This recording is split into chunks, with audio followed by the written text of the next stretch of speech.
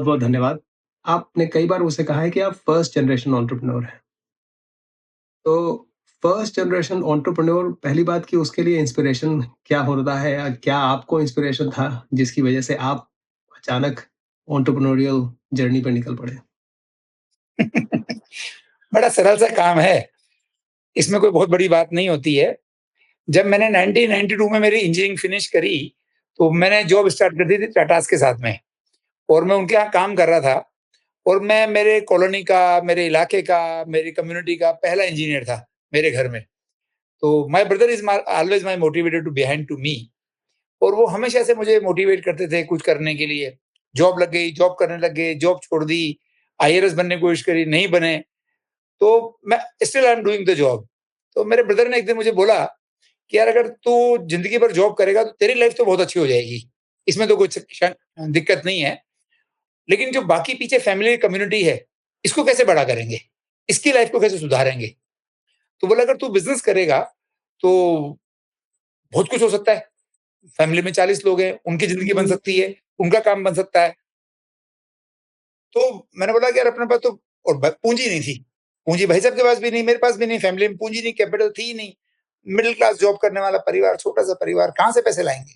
जी। तो मैंने कहा पैसे नहीं है बस बिज़नेस करने के लिए।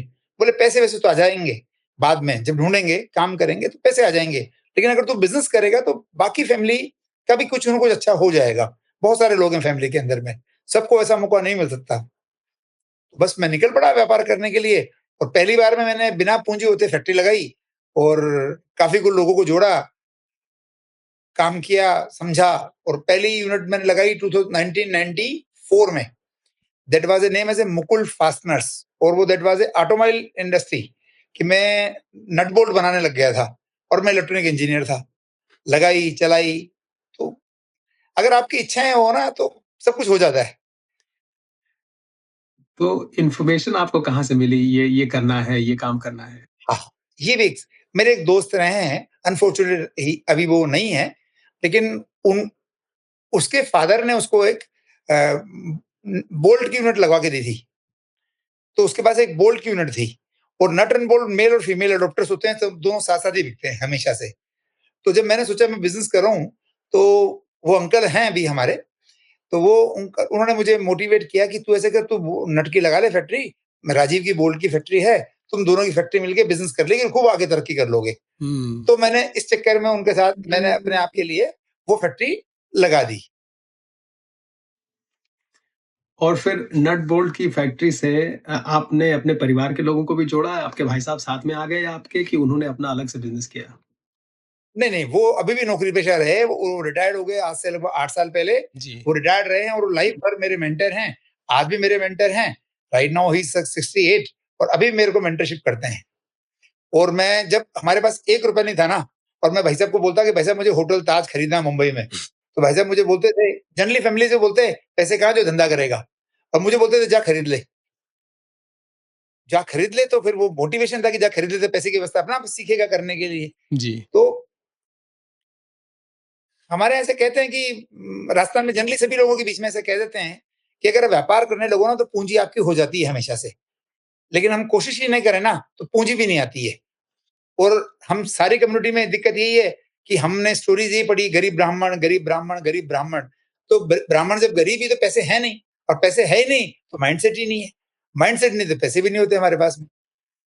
और अगर हम ये सोच लेंगे हमको बिज़नेस करना ही करना है, करना ही करना है, करना ही करना है, तो 2 महीने, 3 महीने, 4 महीने के अंदर में और इसके अलावा कुछ नहीं करना, तो 2-3-4 महीने में कोई ना कोई ऊपर वाला रास्ता निकाल ही देता है।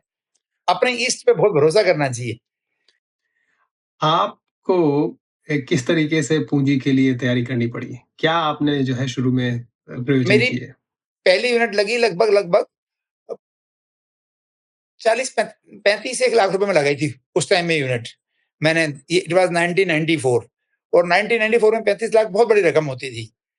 तो अब लाएँगे कहाँ से पैसे? तो ये भी बड़ा चैलेंज था। तो 25 1 लाख रुपए का उस टाइम में राजस्थान फाइनेंशियल कॉर्पोरेशन करके गवर्नमेंट का इंस्टीट्यूशन होता है, उनसे पैसे लोन ले लिया। ब्रदर ने खुद का उनका पीएफ और ये ऐसा अकाउंट था, 4 ब्रदर हैं मेरे से बड़े, सबने मिला के 25-25, 50-50 लाख, 2 लाख करके ऐसे मेरे लिए पैसे इकट्ठे कर दिए। सॉरी। तो ऐसे 4-5 लाख रुपए इकट्ठे हो गए, कुछ मित्र बंधुओं से ले लिए। मैं तो नौकरी करके आया था, तो मेरे पास तो 25-50 हज़ार रुपए ज़्यादा कुछ था नहीं। तो उन पैसों को लगा-लगा के काम कर लिया, कुछ क्रेडिटर्स इकट्ठे कर लिए कि भई माल उधार दे दो, बनाएँगे, बेचेंगे और आपको पैसे लाके दे देंगे। कुछ उनको मार्जिन ऐड ऑन कर दिया। तो हमेशा से पूँजी के रास्ते ढूँढने की कोशिश करी। ये नहीं सोचा कि पूँजी नहीं है तो 100 करोड़ का काम भी कैसे होगा और 1 करोड़ का काम भी कैसे होगा और 1 लाख का काम भी कैसे होगा। ये पक्का सोचा कि अगर काम होगा तो पैसे आ ही जाएँगे। जी। तो आजकल ऑब्वियसली भारत में बहुत बड़ा स्टार्टअप सेक्टर चल रहा है और आपने स्टार्टअप मेरे ख्याल से 1998 में किया। तो उस परिदृश्य को आज के परिदृश्य में आप किस तरह से देखते हैं? आपके समय में क्या स्टार्टअप होना कठिन था या आसान था या आज के समय में कठिन है या आसान है? इस बारे में अगर कोई दृष्टिकोण हो आपका? सर उस टाइम तो स्टार्टअप जैसा वर्ड ही नहीं था, पहली बात और उस टाइम में बिज़नेस करना ही बहुत मुश्किल काम था। रेट ऑफ इंटरेस्ट इंडिया में 18 से 19% था। प्राइवेट इक्विटी अवेलेबल नहीं थी। फैमिली ऑफिस के पैसे भी अवेलेबल नहीं थे। कोई आपका रिलेटिव है तो आपको फंडिंग करेगा, अदरवाइज़ कोई फंडिंग का मेथड नहीं था। गवर्नमेंट्स बहुत रिजिड थी। भारत का जो सेक्टर्स है वो खुले नहीं थे पूरे के पूरे। लिबरलाइजेशन आया नहीं था। तो इंडस्ट्री फेवरेबल माहौल था ही नहीं पूरा का पूरा। उस बीच में इंडस्ट्री वही लगा था जिसमें जीवट और जिसको ये को मुझे ये करना है इसके अलावा कुछ नहीं करना। अभी तो आइडिया स्टेज पे पैसे मिल जाते हैं। तब तो आइडिया स्टेज छोड़ के अगर आपके पास ज़मीन जायदाद नहीं है, तो बैंक भी 1 लाख रुपए नहीं देता था। अभी तो ये है कि इतनी सारी स्कीम्स हैं, आपको अगर 1 आध करोड़ तक का भी कोई काम करना है, तो गवर्नमेंट के इतने सारे तरह फंडिंग अवेलेबल है कि आप बिना गारंटी हुए, बिना कोलेटरल हुए आप 1-2 करोड़ तक के काम कर सकते हो। उस टाइम में 1-2 करोड़ छोड़ के 1 लाख का लोन बिना गारंटी नहीं मिल रहा था। तो बहुत बदल गया माहौल मतलब it is a totally 360 turn around है पूरा का पूरा। अभी तो किसी के लिए बिज़नेस करना बहुत आसान है, अगर उसमें इच्छा हो तो। पूँजी है, कैपिटलाइज़ेशन है, मार्केट वैल्यूएशन है, म बहुत सारी चीज़ें हो गई। कुछ भी नहीं था ये सब जब चालू किया जब, कुछ भी नहीं था ऐसा। तो आपके समय में आपको कितना समय लगा जब आपको लगा कि हाँ, अब आप एस्टेब्लिश हो गए हैं? सच कहूँ तो हो ही नहीं पाए। जी। जेन्युइन रूप से क्या कि अंदर में ज़ील इतनी ज़्यादा स्ट्रॉन्ग थी कि जितना भी पहले साल में काम करते थे, लॉस मेकिंग बिज़नेस मैंने कभी नहीं किया। लेकिन जितना भी काम करके पूँजी बनाते थे ना उस साल में, उससे ज़्यादा एक्सपेंशन कर लेते थे। उससे ज़्यादा बिज़नेस को विड्थ एंड लेंथ पे फैला देते थे। तो कैपिटल क्राइसिस और ये कह सकते हैं कि कैपेक्स प्लस ओपेक्स दोनों का क्राइसिस पूरी लाइफ भर ही रहा। 30-35 साल हो गए काम करते-करते। कभी भी जो हमारे काम करने की क्षमता थी, वो हमारी पूँजी कमाने की क्षमता से हमेशा ज़्यादा रही। और एक अच्छे एंटरप्रेन्योर के लिए यही तरीका है सबसे ज़्यादा सक्सेस होने के लिए कि उसके काम करने की स्पीड इतनी तेज़ हो और उसकी पूँजी कम उगाने की क्षमता तेज हो सकती है, लेकिन पूँजी तो कम ही कमेगी। अदरवाइज़ वो ग्रोथ कैसे करेगा? लेट इट बी कि अगर आज आप ₹100 कमाते हैं और अगली बार आप एक्सपेंशन कर रहे हैं, वो ₹90 कर रहे हैं, तो आपकी बिज़नेस की ग्रोथ कम होगी ना। लेकिन अगर साब लास्ट ईयर आपने ₹100 कमा दिए, तो आप सोचो ये 100 तो डाल ही दूँ धंधे में और 40 और ले आऊँ, तो 140 मिलके कमाएँगे। जी। माइंडसेट का फ़र्क है। आप वो रिस्क टेकिंग कैपेसिटी पे कन्वर्ट हो जाता है सारा का सारा। तो आपने जब एक्सपेंशन करना शुरू किया, तो क्या-क्या चैलेंजेज़ आपको शुरू में आए? डेफ़िनिटली आप मतलब काफ़ी ज़्यादा स्ट्रॉन्ग माइंडसेट आप लेके चले, बट फिर भी मतलब जनरल क्या चैलेंजेज़ आपको फेस करने जब मैंने पहली यूनिट लगाई थी, तो पहला साल था, मैं मार्केट में जनरल मार्केट में ट्रेड ट्रेड कर रहा था। पंजाब बड़ा स्ट्रॉन्ग मार्केट था, राजस्थान एक छोटी-सी जगह थी। राजस्थान में सारा माल लुधियाना से, जालंधर से, चंडीगढ़ से आता था। नट बोल्ट की सारी इंडस्ट्री वहीं थी। मैं जनरल ट्रेड जिसे बोलते हैं डिस्ट्रीब्यूशन बेस्ड बिज़नेस उसमें काम करता था। तब राजस्थान के अंदर में स्टेट गवर्नमेंट्स पाइपलाइन्स लेआउट कर रही थी पानी के लिए। जैसे राजस्थान बहुत डेज़र्ट था, तो डेज़र्ट के अंदर में पाइपलाइन्स डाल रहे थे कि पाइपलाइनों से घरों तक पानी पहुँचे। तो सीमेंट के पाइप होते थे, एस्बेस्टस पाइप होते थे। उनको कनेक्ट करने के लिए एक क्लैंप लगती थी और उसमें 4 नट बोल्ट लगते थे। तो हर छोटे-छोटे डिस्ट्रिक्ट लेवल पे वो नट बोल्ट के टेंडर निकलते थे 5-5 लाख रुपए के लिए और वो टेंडर में हम पार्टिसिपेट करने की कोशिश करते थे। तो 95 में तो नहीं किया, 96 से मैंने कोशिश करी जब मेरे एलिजिबिलिटी बन गई मेरी फर्म की और 4 फर्म ऑलरेडी थी और मजा मार्केट में उस टाइम में। वो चारों की जो मतलब कमर्शियल एज थी, जितने साल से वो व्यापार कर रहे थे, उतनी मेरी उम्र भी नहीं थी उस दौर में और मुझे उनके साथ कॉम्पीट करना पड़ रहा था। और वो सब के सब मतलब जो कहें तो दे आर द आइदर बढ़िया थे या पंजाबीज़ थे। तो एक मेरे जैसे उस आदमी के उस मतलब उस माहौल में फिट होना, जिसके माइंडसेट में बिज़नेस नहीं है, पीछे बिज़नेस बैकग्राउंड नहीं है, कोई मेंटरशिप नहीं है, कोई गॉडफ़ादर नहीं है, कोई समझाने वाला नहीं है, कोई बताने वाला नहीं है। तो वो तो एक बुल के जैसे भाग रहा है बस कुल मिला के कि जो सामने आया उससे लड़ लेंगे, कुछ भी हो। तो बस उसको करते गए और करते गए तो मैंने 2 साल बाद ऐसी स्थिति कर दी थी कि मेरा जो 7 साल का आरओई था उस टाइम में, वो मैंने 3 साल में खत्म कर दिया था। I worked very hard, very, very hard. मैंने 20 दिन ट्रैवल करना, हर जगह जाना, टेंडर डालना, कॉम्पिटिटर को टेंडर में कैसे पछाड़ना है, कैसे क्योंकि वो सब इंजीनियर्स नहीं थे। जो मेरे कॉम्पिटिटर्स थे वो बिज़नेसमैन तो थे, लेकिन वो सब के सब सेकंड जेन मतलब 50-55 साल की एज में थे उस टाइम में और मैं 25 साल का था। तो उनकी व्यापारिक उम्र एक्सपीरियंस मेरे से ज़्यादा था, जी। लेकिन उनका बिज़नेस एक्यूमुलेशन मेरे से तेज़ नहीं था। तो मैं उनको रीड कर लेता था कि क्या टेंडर डालेंगे, इन्होंने पिछली बार क्या डाला, पिछली बार क्या रेट डाली है। तो वो दीवार पिक्चर का जो अमिताभ बच्चन था वैसे सोच लेते थे कि क्या रेट डालेंगे, अपन क्या डालेंगे, क्या मिलेगा और क्या नहीं मिलेगा और वैसे अपन को टेंडर मिलते जाते थे, तो अपन आगे बढ़ते जाते थे। तो टेंडर जो ये नट बोल्ट के बिज़नेस में टेंडर डाल करके इसको आगे बढ़ाते गए, तो ये बिज़नेस अभी भी आपका चल रहा है या ये बिज़नेस को आपने जो है आगे चल के डिसॉल्व कर दिया या उसको कहीं और किसी और पर्पज़ में इन्वॉल्व कर दिया? नहीं सर, वो बिज़नेस मैं मेरा पहला बिज़नेस फेल्योर वही था। मैंने 94 से शुरू किया और 98 लास्ट तक आते-आते वो कोलैप्स हो गया पूरा बिज़नेस।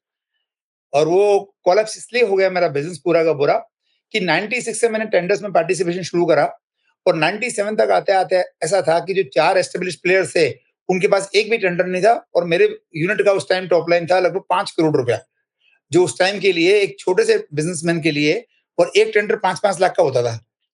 तो मैं और किसी के पास एक भी टेंडर नहीं होता था, सब टेंडर मेरे पास ही होते थे। तो वो उनके लिए बहुत मुश्किल था ये बात और उनकी यूनिट्स को सर्वाइवल का इश्यू आ गया था। और मैं इतना बुलिश था, मैं परवाह ही नहीं करता था ऐसे लोगों के लिए। मैं कहा इनके दम गुर्दे नहीं है, मुझे हरा दें मैं। मतलब वो बुल फाइटिंग पावर थी अंदर में। अनफॉर्चुनेटली हर दिन आपका दिन नहीं होता। वो चारों पहले आपस में लड़ते थे। जब वो चारों के पास बिज़नेस खत्म हो गए, तो चारों मिलके एक हो गए कि यार ये तो सर्वाइवल की लड़ाई हो गई। और वो लोग पिछले 20-25 साल से इस गवर्नमेंट सिस्टम के अंदर में इनसाइड में थे पूरे के पूरे। तो उन्होंने उस गवर्नमेंट सिस्टम को से मिलके ब्लेंड करके चारों ने एक साथ मिलके मुझे इस तरह से अटकाया उन्होंने कि मेरी पूरी ओपेक्स, पूरी वर्किंग कैपिटल टेंडर्स में जाम करा के मुझे 98 में वो उन्होंने बैंकरप्ट करा दिया और मेरा जितना पैसा था सारा उलझ गया, सरकार के अंदर में सारा मटेरियल रिजेक्ट हो गया। वो बिल्कुल पिक्चरों जैसी स्टोरी होती है ना कि कोई कॉम्पिटिटर आया, आपकी सारी चीज़ों को उलझा दिया, आपको रोड पे लाके खड़ा कर दिया। तो वैसे का वैसा हुआ और मैं बुलिश था कि नहीं इन सबको तो हरा दूँगा मैं वाक़ई। लेकिन वो उस तरह और मैं थोड़ा-सा जिसे बोलते हैं ना कि एंटरप्रेन्योर में एक रॉनेस होती है, रफनेस होती है, कि नहीं यार परवाह नहीं करनी, परवाह नहीं करनी। मैं समझ ही नहीं पाया कि वो अंदर का जो स्ट्रक्चर है, वो गवर्नमेंट कॉकस है, गवर्नमेंट की चीज़ें हैं, वो किस तरह से काम करती है। उम्र भी नहीं थी, एक्सपीरियंस भी नहीं था, कोई समझाने वाला भी नहीं था, कोई बताने वाला भी नहीं था। बहुत ज़ोर से गिरे, दाँत टूटे, सिर फूटा, लगी, सब कुछ हुआ। बिज़नेस बंद हो गया, सारा बिज़नेस बंद हो गया, 70-80 लाख रुपए कर्जा हो गया उस स्टोर के अंदर में। घर जो फैमिली नेटिव हाउस था, वो रोड पे आ गया, उसका ऑक्शन चालू हो गया। बहुत बुरा टाइम आया। 4 साल में बहुत राइज़ किया और उसके बाद बिल्कुल इतना नीचे गिरे कि वो दिवाली वाले रॉकेट जैसा हाल हो गया कि ऊपर जाके इतनी रोशनी करी और नीचे आ गए। एवरीबॉडी उस टाइम में सबने बहुत बुरा बोला, रिलेटिव्स ने बुरा बोला, अ, सोसाइटी ने बहुत बुरा बोला, but my family backup me like like anything. मेरे ब्रदर्स ने, मेरे तीनों ब्रदर्स ने, उनके फैमिली ने, उनकी वाइफ्स ने, सबने सपोर्ट किया। सबने बोला व्यापार किया था ना, कोई चिंता की बात नहीं है। डूब गया ना, फिर कमा लेगा तू, फिर तू खड़ा हो जाएगा। हमें कोई चिंता की बात नहीं है, तेरे में दम है तू खड़ा हो जाएगा। तो दे मोटिवेट मी लाइक एनीथिंग। तो मैं बहुत मतलब थैंकफुल टू गॉड हूँ कि मेरे को ऐसी फैमिली मिली है, जिन्होंने हमेशा मुझे बिज़नेस करने के लिए मोटिवेट किया। जो यूरोपियन कल्चर या यूएस कल्चर है ना कि फेल्योर को ये माना जाता है it's a gain of experience rather than it's a business failure. हमारे यहाँ फेल्योर एक गाली है कि फेल्योर हो गए तो आप कुछ अच्छा नहीं कर रहे मतलब यू आर नॉट कॉम्पेटेबल। तो बस हो गया फिर दोबारा खड़ा कर लिया। नहीं सर, इस बारे में थोड़ा-सा और बताइए, ये तो मुझे पता ही नहीं था कि आपके जीवन में एक ये बहुत ही ड्रास्टिक लेवल का, सिग्निफिकेंट लेवल का फेल्योर बार हुआ है जीवन में सर, अच्छा पिछले 3 3 बार। साल में हुआ ऐसा। तो प्लीज़ थोड़ा-सा इलैबोरेट करिए इनको, तो किस तरीके से आपने पहले वाले को कैसे ओवरकम किया? क्या एफर्ट्स आपने 45 लाख रुपए लगा के 35-40 लाख रुपए लगा के धंधा शुरू किया था। वर्किंग कैपिटल बढ़ाते गए, पेरेंटल एक हाउस था, उसको गिरवी रख दिया बैंक के पास में। उससे पैसे ले लिए 20 लाख की वर्किंग कैपिटल लिमिट ले ली उस टाइम में। बिज़नेस कर रहे थे, 70-80 लाख रुपए का मटेरियल रिजेक्ट करा दिया कॉम्पिटिटर्स ने मिलके और सारा माल खराब हो गया। दिवाली का टाइम था। पैसे देने के लिए नहीं थे। उन्होंने कंप्लेंट कर दी आरएफसी की, मैं मतलब फाइनेंशियल इंस्टीट्यूशन किस्त नहीं चुका पाया। उन्होंने मेरे खाते को एनपीए कर दिया, फैक्ट्री लॉक कर दी और I become on the road. Depression आ गया है, स्ट्रेस आ गया, अब पैसे कैसे चुकाएँगे? फैक्ट्री पे बैंक का कब्जा है, ताला लगा पड़ा है, अखबार में नोटिस छप रहे हैं कि इनकी ज़मीन बिकाऊ है, इनका घर बिकाऊ है। मेरी वजह से 30-35 लोग रोड पे आने को हो गए। बड़ा खराब दौर था। बट ऑब्वियस बहुत खराब समय था वो। बाहर निकलने को रास्ता नहीं सूझता था, कोई मेंटर नहीं था, जो बता सके उस टाइम में मुझे कि यार इसके रास्ते ये हैं। शायद मैं उस टाइम में कुछ और होता, किसी बिज़नेस कम्युनिटी से बिलॉन्ग करता, तो उनके पास कोई पास्ट एक्सपीरियंस ऐसे होते कि जिसकी वजह से वो उससे बाहर निकल सकते थे। मेरे पास कोई नहीं था ऐसा, मुझे बताने वाला। मुझे खुद को लड़ना था, मुझे खुद को पढ़ना था, मुझे खुद को सीखना था। मुझे सैकड़ों लोगों से मिलना था कि जो मुझे बता सकें इस रास्ते का इसका एंड क्या है। एंड नहीं निकला और एंड इतना खराब हुआ कि मुझे मेरा शहर छोड़ना पड़ा और आई मतलब मैं डीप डिप्रेशन में चले गया। डीप डिप्रेशन भी ऐसा कि ब्रेन में क्लोटिंग हो गई। मैं और I am thinking to be very honest to I am thinking to be as a make to commit as a suicide.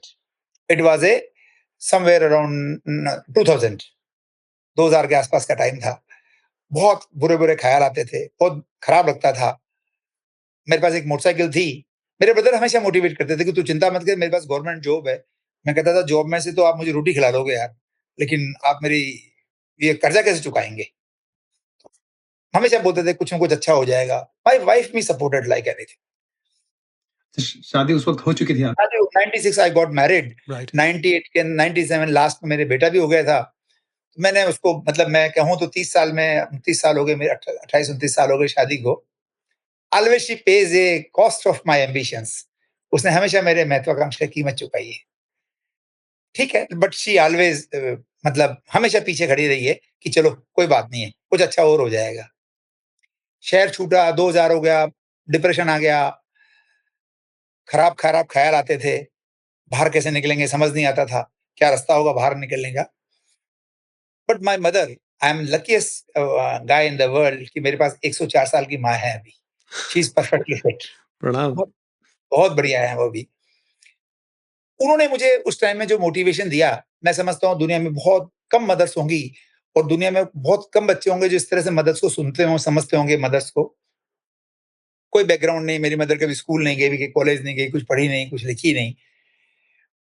तो मेरी वाइफ ने कुछ इंट्यूशन किया उस टाइम में कि आई am thinking about the sub और थिंग्स कि लाइफ के बारे में, लाइफ को फिनिश कर लेना चाहिए, ऐसा कर लेना चाहिए।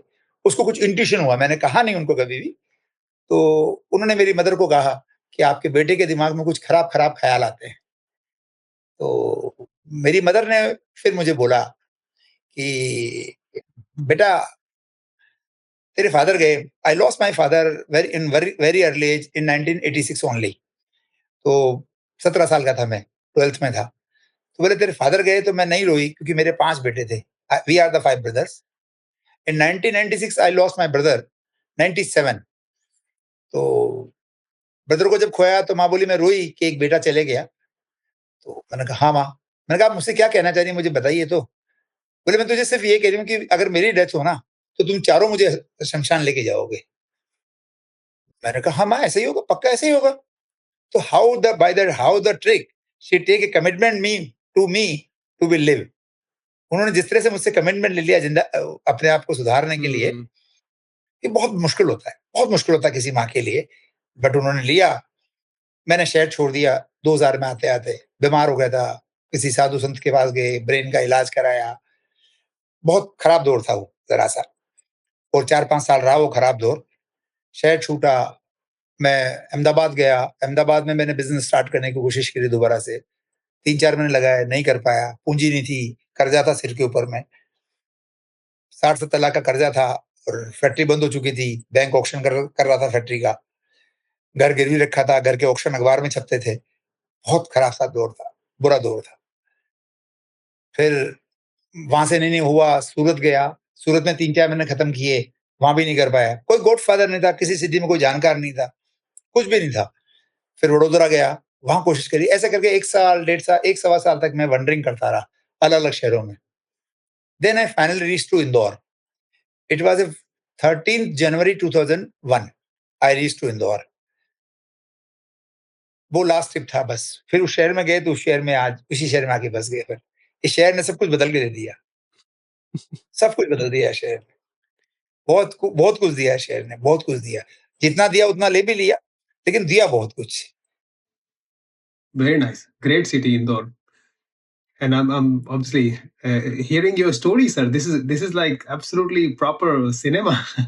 तो हाँ, ये से सिनेमा था। हाँ हाँ, तो सर मुझे थोड़ा सा obviously आपके आध्यात्मिक विषयों पे आएंगे थोड़ा आखिरी में चलते हुए मेरे ख्याल से। आपने दो तीन चीजें बोली, एक तो इष्ट देवता का आपने बात कहा, और दूसरा आपने बोला कि जब आपका बुरा समय था तो शायद आपने कुछ साधु महात्माओं का जो भी सहयोग मिला हो, या अच्छा रहा हो बुरा, थोड़ा उस बारे में चर्चा करेंगे। पहले मैं जरा ये आपकी एंटरप्रेन्योरियल जो जर्नी है ना, इसको मैं कैप्चर करना चाह रहा था। तो सर ये, तो फिर आप जब इंदौर आए तो इंदौर में आपने क्या शुरू किया, क्या काम? सर प्रोबब्ली उस टाइम के अगर आपको याद हो तो इंडिया में एक येलो पेजेस किताब छपती थी। जी टेलीफ़ोन जी डायरेक्टरी होती थी, जी। जो प्राइवेट डायरेक्टरी छपती थी येलो पेजेस, उसमें बिज़नेस के नंबर्स होते थे बहुत सारे। तो मेरे हाथ में जब इंदौर स्टेशन पे उतरा था, तो ₹3,500 थे मेरे हाथ में, जो ब्रदर की मैं उस महीने की तनख्वाह से लेके आया था, और एक येलो पेजेस थी। एक होटल में रुका और दिमाग में ये था कि नट बोल्ट आता है, नट बोल्ट की फैक्ट्री लगा लेंगे। Probably remember on that time कि Indore was calling as a Detroit of the India, क्योंकि यहाँ पे मान का, फोर्स का, हिंदुस्तान मोटर्स के सबके प्लांट थे यहाँ पे। तो मैं कहा यार सारे ऑटोमोबाइल वाले यहीं पे मैन्युफैक्चरिंग प्लांट चलाते हैं पीथमपुर में, यहीं जाएँगे एक नट बोल्ट का प्लांट लगा लेंगे अपन, कैसे न कैसे कर कर के। तो मुझसे सब पूछते कि तू कैसे लगा लेगा? तेरे पास पैसे तो है नहीं, लगाएगा कैसे? मैं कहा जब पिछली बार भी नहीं थे तब लगा ले तो फिर लगा लेंगे यार, क्या दिक्कत है? कोई ना कोई तो सहारा मिल ही जाएगा। तो मैंने यहाँ पे आया, तो यहाँ पे गवर्नमेंट बड़ी सपोर्टिव थी। आज भी बहुत सपोर्टिव है एमपी गवर्नमेंट। देवास करके नियर बाय जगह है, वहाँ पे गवर्नमेंट तब ₹2 स्क्वायर फीट में लैंड अलॉट कर रही थी। ओनली ₹2 स्क्वायर फीट में। मैंने वहाँ पे उनके पास में 20,000 स्क्वायर फीट लैंड ले ली। तो 30-40,000 सारे लगे, कुछ पैसे नहीं लगे। उतने से पैसे की लैंड ले ली, बिल्डिंग बनाने सोची, गॉड फेल, नहीं हुआ, पैसे का इंतजाम नहीं हुआ, वो ज़मीन भी कैंसल हो गई और बिल्डिंग भी नहीं बन पाई, फैक्ट्री भी नहीं लग पाई। फिर 1 डेढ़ साल लग गया पूरा का पूरा। तो मैंने सोचा कि फार्म इसको बंद कर देते हैं, अपन फार्मा इंडस्ट्री शुरू करते हैं। तो मैंने यहाँ पे 2002 में मैंने पहली फार्मा कंपनी लगाई, मैंने चालू करी, और इंदौर में उस टाइम में एमएसएमई के अंदर में आप देखिए लगभग 360 यूनिट्स थी जो यहाँ फार्मास्यूटिकल मैन्युफैक्चरिंग करती थी। तो मेरे 2 दोस्त थे, मेरे इन-लॉज़ के वो 2 दोस्त थे, वो लोग फार्मा में मार्केटिंग करते थे। तो उन्होंने बोला कि सर अगर अपन को यहाँ से कुछ मेडिसिन्स बनी बनाए मिल जाए, तो हम लोग इसकी मार्केटिंग कर लेंगे। आप इंदौर रहते हो तो आप हमारी दवाइयाँ बनवा दो, हम मार्केटिंग कर लेंगे। मैंने कहा वेरी फाइन एनफ, ये तो बहुत अच्छा कॉम्बिनेशन है। तो हमने 15 लाख रुपए लगा के उस टाइम के अंदर में, वो पैसे उन्हीं के थे, मेरे पैसे नहीं थे। वो उन्होंने पैसे लगाए, मैंने उनका यहाँ का काम सँभाला, रोड डेवलपमेंट किया, सब कुछ किया, और मैंने वापस ज़िंदगी को फार्मास्यूटिकल बिज़नेस से शुरू करा। और हमने एक वंडरफुल कंपनी बनाई उस टाइम के अंदर में, जो हार्डली हमने 2 साल में बना ली थी। एथिकल मार्केटिंग करते थे, और इट वाज़ 2003 और 3 तक आते थे हमारे पास में, लगभग 3 साढ़े 3 करोड़ रुपए साल का धंधा था, और वे हम अच्छा कर रहे थे। तो वो ऐसी रही है कि जिसके पास भी गए, उसने कभी माल देने से मना नहीं किया अपन को। पैसे नहीं भी रहे, जाया कि सेठ जी माल दे दो, आपको झूठ बोल के ले जाएँगे, फिर पैसे नहीं देंगे तो फिर भी क्या करोगे बताओ? तो इससे बढ़िया कि सच बोल देते हैं आपसे कि हम आपका माल बेचेंगे, भले 2 महीने लगे चाहे 3 महीने लगें। माल बेचेंगे, पैसे कमाएँगे, आप नहीं दोगे तो अभी आपको ज़रा से पैसे दे देंगे, 10-15% पैसे, आप उधार दे दोगे, हम ले जाएँगे, आपको 6 महीने तक पैसे नहीं देंगे। तो हम झूठ बोल के वही काम करेंगे जो सच बोल के कर सकते हैं। तो अगर आप हमसे सच में कर दोगे तो ज़्यादा बेहतर तरीका है। तो मुझे लगता था कि कभी न कभी कोई न कोई एक आदमी मेरी किस्मत से मेरे सामने आ ही जाता था जो मेरी मदद कर देता था। शायद मेरा ईश्वर होता था वो, कि वो पता नहीं कोई ना कोई ऐसा रास्ता खोल देता था मेरे लिए कि, तो मैंने पहले ही फार्मा कंपनी शुरू करी, और ये हमने चलाई 2004 तक चलाई हम लोगों ने इसको। 2005 में इसको हमने वाइंड अप कर दिया। 2004 तक हमने बिज़नेस फार्मास्यूटिकल बिज़नेस चलाया। तो इसको भी वाइंड अप करने का कोई मतलब ऐसा कोई राइवल्स का कारण था, या नेचुरल इसका ट्रांजिशन? पार्टनर्स में कॉन्फ्लिक्ट हो गया था, कुछ पैसे कमा लिए थे थोड़े से, 10, 20, 25, 50 लाख रुपए सबके हिस्से में आ गए थे काम करने से। तो सबको लगता था कि वो मेरी वजह से हो रहा है, मैं कहता था मेरी वजह से हो रहा है। इमैच्योरिटी भी थी थोड़ी-सी, कुछ जी। गलतियाँ थी, ऐसा नहीं। कुछ साथियों की भी गलतियाँ थी, और कम्युलेटिव बन के गलती हुई ऐसी, और मुझे कुछ अच्छी दूसरी बेहतर अपॉर्च्युनिटी मिल गई। इस बीच में इस बिज़नेस से बाहर निकलने की वजह थी कि ये एथिकल मार्केटिंग थी, और जैसे इंडिया में होता है कि डॉक्टर्स को आप बेनिफिटेड करते हो तो डॉक्टर्स आपकी मेडिसिन लिखते हैं। हम भी ऐसे ही करते थे, और उसी टाइम में सारी बड़ी कंपनियाँ भी यही काम करने लग गई। तो जब बड़ी कंपनियाँ ये काम करने लग गई सारी की सारी, तो डॉक्टर से बोला जब बड़ी कंपनी वही फैसिलिटी दे रही है, वही बेनिफिट दे रही है, तो हम तुमसे क्यों ना बड़ी कंपनी का माल ही लिखेंगे। तो डॉक्टर्स का दीन ईमान खत्म होने होने लग गया था। हमें लग गया था ये हमारे को तो बहुत नुकसान कर देंगे। तो मैंने मेरे पार्टनर्स को कहा यार तुम इस धंधे को कर लो, मैं नहीं करूँगा। तो उन्होंने बोला यार हमको तो आता भी नहीं, हम कर भी नहीं सकते इसको तो। तो वो अपनी जॉब में वापस चले गए और मैंने उस टाइम में मुझे कोई फूड में अपॉर्च्युनिटी मिली और मैं फिर फूड इंडस्ट्री में चले गया। तो उसके बाद फिर मैंने कभी टर्न अराउंड नहीं किया। फिर तो बस ज़िंदगी अलग ही हो गई पूरी की पूरी। अच्छा, फिर कॉन्स्टेंटली फूड इंडस्ट्री में ही आप चलते रहे फिर? नहीं, कॉन्स्टेंटली फूड इंडस्ट्री में तो नहीं रहा, हाँ। लेकिन फूड इंडस्ट्री ने मेरी लाइफ को टर्न अराउंड कर दिया, पूरा का पूरा। अच्छा, वो पहला ऑप्शन, दूसरा ऑप्शन, उसके बाद फिर ज़िंदगी बिल्कुल वापस अगेन रॉकेट हो गई, पूरी की पूरी। फूड इंडस्ट्री में आपने क्या-क्या किया? पहले आपने क्या पिकअप किया सर? सिर्फ फूड इंडस्ट्री में क्या था कि जब मैंने इंजीनियरिंग फिनिश की थी, तो मेरे एक दोस्त हुआ करते थे। दोस्त अभी भी हैं वो टचवुड बढ़िया। उनके फादर एक्स आर्मी मैन रहे हैं, तो उनके एक पड़ोसी हुआ करते थे।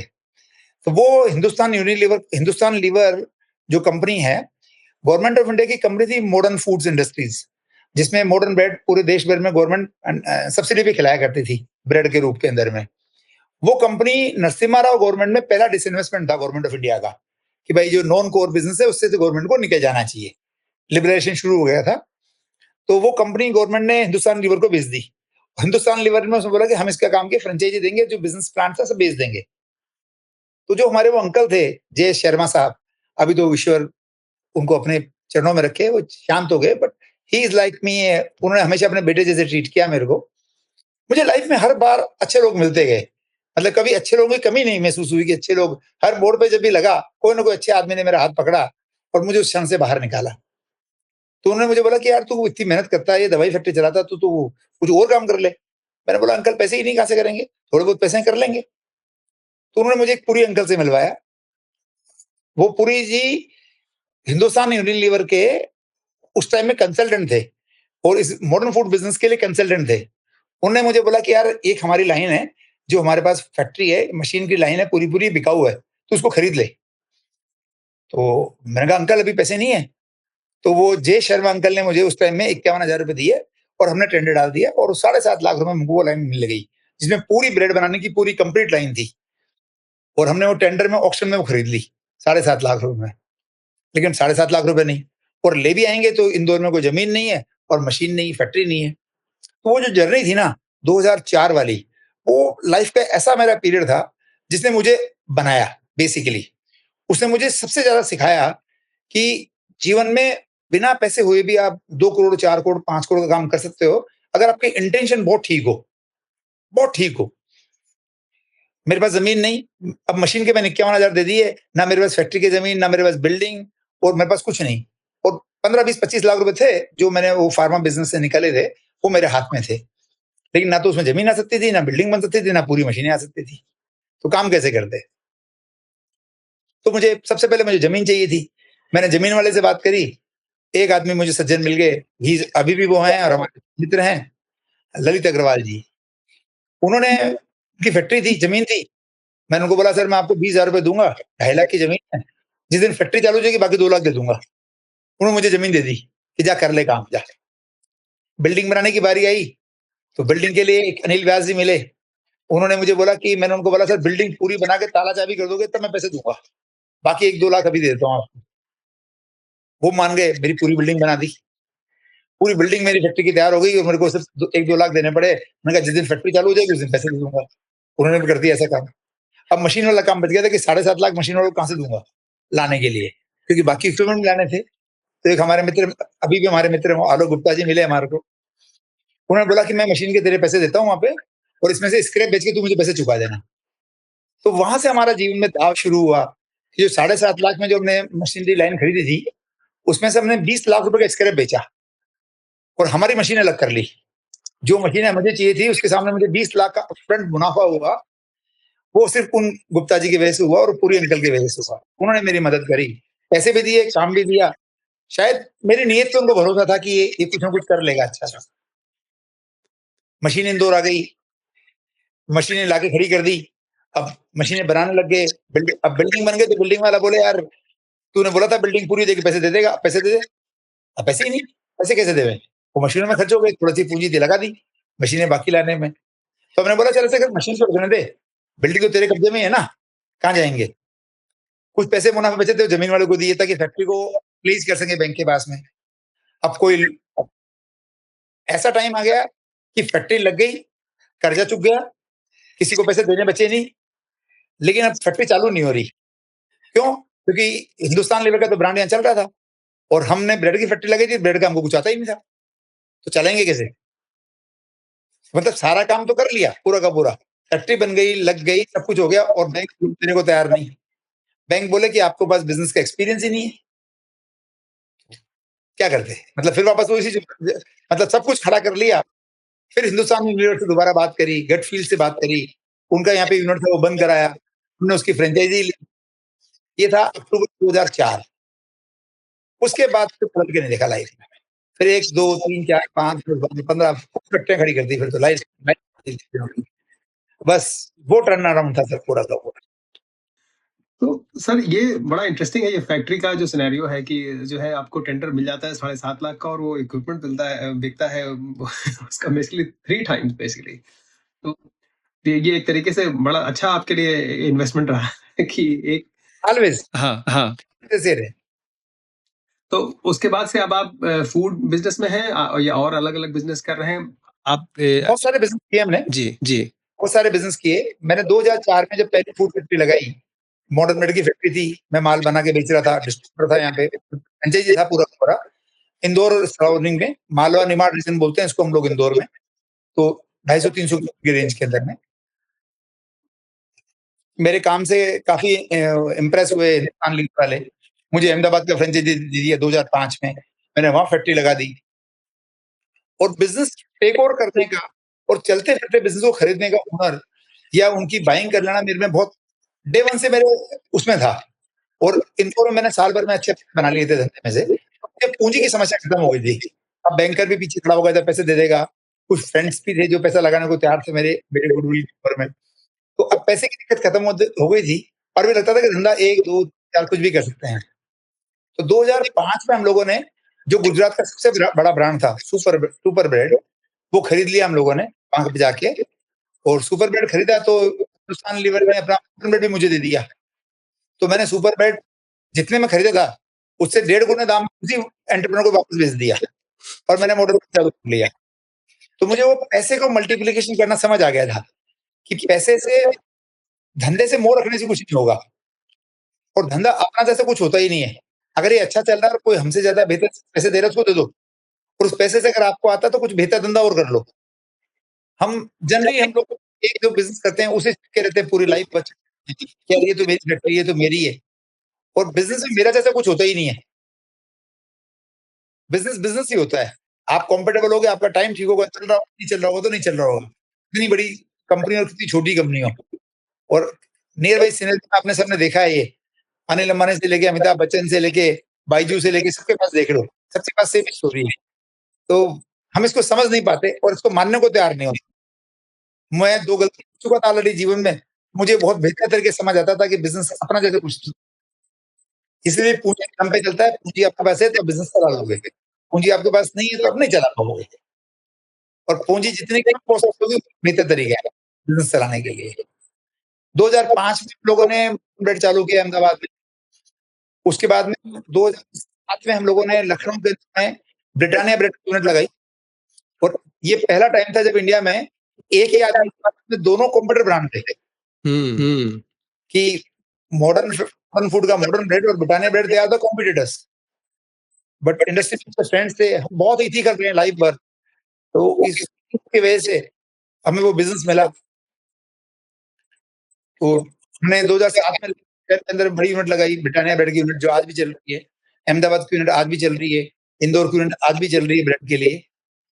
तो 2007 से मेरे पास में 7-8 तक आते थे, मेरे पास 3 ब्रेड की यूनिट्स 2007 के पास में आते थे पार्ले एग्रो करके कंपनी है, आपने ना जो फ्रूटी बनती है इंडिया के जी, अंदर में, जी, जी, पार्ले जी बिस्किट हाँ? पार्ले जी बिस्किट के कज़िन्स जो अच्छा। फ्रूटी बनाते हैं इंडिया में, बिस्लरी बनाते हैं इंडिया में। तो उनके साथ मैंने पार्ले बेली करके एक पैकेजिंग चल रहा था इंडिया में, उसको लॉन्च किया 2007 में मैंने इंदौर में। तो एक फिर मैं बेवरेज इंडस्ट्री में आया, फूड की चल रही थी, फिर मैं बेवरेज में आया और कन्फेक्शनरी बिज़नेस पार्ले ने लॉन्च किया था उस टाइम में। मैंने यूपी और पूरे गुजरात का मार्केटिंग फ्रेंचाइज़ी लिया। तो 2000 से 2010 का टाइम ऐसा था, जब मैंने पार्ले के साथ मिलके और हिंदुस्तान लीवर के साथ मिलके कॉर्पोरेट कैसे खड़ा होता है सीखा। कि एक बड़ी कंपनी कैसे बनती है, एक बड़ा बिज़नेस बनता है, एक बड़ा एम्पायर बनता है। कैसे हार्डकोर डिस्ट्रीब्यूशन खड़ा होता है, कैसे पैन इंडिया नेटवर्क खड़ा होता है, कैसे डिस्ट्रीब्यूटर प्रोडक्ट को लॉन्च करते हैं, क्या प्रोडक्ट होते हैं, कैसे स्ट्रेटेजीज बनती है, कैसे टीम हायर करती है, ये सब मैंने पार्ले और के साथ सीखा। तो ये सबसे ज्यादा सीखा मैंने 2007 से 2010 तक। तो इसमें कुछ टिप्स अगर आप दीजिए सर, क्या सीखा आपने इस समय? ये तो बहुत ही इंटरेस्टिंग है कि आपने सारा कुछ जो है बिज़नेस को किस तरीके से एक्सपेंशन मोड में लेते हैं, किस तरीके से जो है हायरिंग करते हैं, ये सारी चीज़ें। जब पार्ले एग्रो ने कन्फेक्शनरी लॉन्च करी, तो मार्केटिंग फ्रेंचाइजी बनाया। तो मार्केटिंग फ्रेंचाइजी की जवाबदारी ये थी कि पूरे यूपी में घूम-घूम के वो हर में जाएगा, तो डिस्ट्रीब्यूटर खड़ा करेगा और वहाँ जैसे कि जो ट्रॉफी आती है अपने इंडिया में, ये 50 पैसे की ट्रॉफी बेचेगा। 30 पैसे की, 50 पैसे की ट्रॉफी आती है जी इसको बेचना है।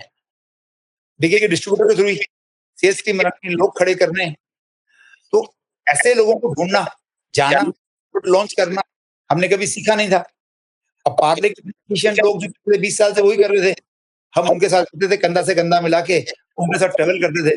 महीने में 20-20 दिन ट्रैवल करते थे उनके साथ जा के।